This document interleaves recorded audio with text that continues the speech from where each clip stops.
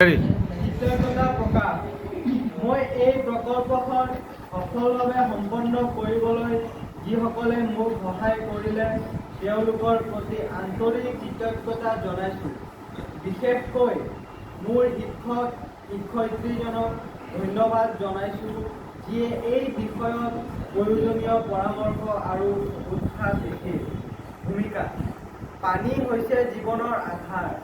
ইয়াৰ অবিহনে জীৱন চিন্তা কৰিবই নোৱাৰি। পৃথিৱীৰ 70% অংশ পানীৰে আবৃত, কিন্তু ইয়াৰ ভিতৰত খুব কম অংশহে মানুহে ব্যৱহাৰ কৰিব পাৰে। মিঠা পানীৰ উৎস হ্ৰাস পাইছে আৰু দূষণ বৃদ্ধি পাইছে। আজিৰ সময়ত পানীৰ সংকট এটা বিশ্বজনীন সমস্যা হৈ পৰিছে। পানীৰ সমস্যাৰ কাৰণ জনসংখ্যা বৃদ্ধি। অধিক জনসংখ্যাৰ বাবে পানীৰ চাহিদা বৃদ্ধি পাইছে। অতিৰিক্ত ভূগৰ্ভস্থ পানীৰ ব্যৱহাৰ। কুঁৱা আৰু টিউবৱেলৰ মাধ্যমেৰে অধিক পৰিমাণে পানী উঠোৱা হয়। বন ধ্বংস।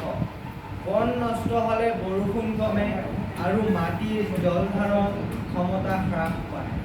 শিল্প আৰু গৃহস্থলীৰ বৰ্জ্য পদাৰ্থ। ফেক্টৰীৰ মলিন পদাৰ্থ নদী পুখুৰীত পেলোৱা হয়।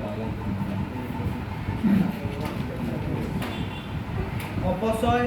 দৈনন্দিন জীৱনত পানীৰ অপচয় এক গুৰুত্বপূৰ্ণ সমস্যা। পানীৰ সমস্যাৰ প্ৰভাৱ। কৃষিক্ষেত্ৰত প্ৰভাৱ। পানীৰ অভাৱত খেতি শুকায় আৰু কৃষক ক্ষতিগ্ৰস্ত হয়। মানৱ স্বাস্থ্য। অশুদ্ধ পানীৰ বাবে নানা ৰোগ যেনে কলেৰা, টাইফয়েড, ডায়েৰিয়া আদি বৃদ্ধি পায়। অৰ্থনীতি। পানীৰ অভাৱত উৎপাদন আৰু উদ্যোগ দুয়ো ক্ষতিগ্ৰস্ত হয়। পৰিৱেশ। হ্ৰদ নদী শুকায় আৰু জৈৱ বৈচিত্ৰ্য হ্ৰাস পায়। সামাজিক অশান্তি। পানী লৈ সমাজ আৰু ৰাজ্যৰ মাজত সংঘাত দেখা দিয়ে।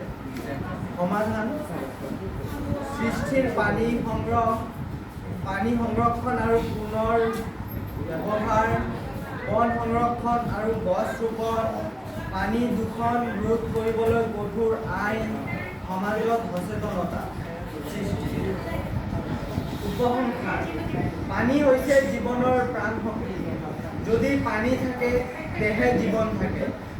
প্ৰতিজন নাগৰিকে পানী সংৰক্ষণৰ দায়িত্ব ল'ব লাগিব। প্ৰতি বিন্দু পানী মূল্যৱান। এই পানী আমাৰ জীৱনৰ অংশ হ'ব লাগিব।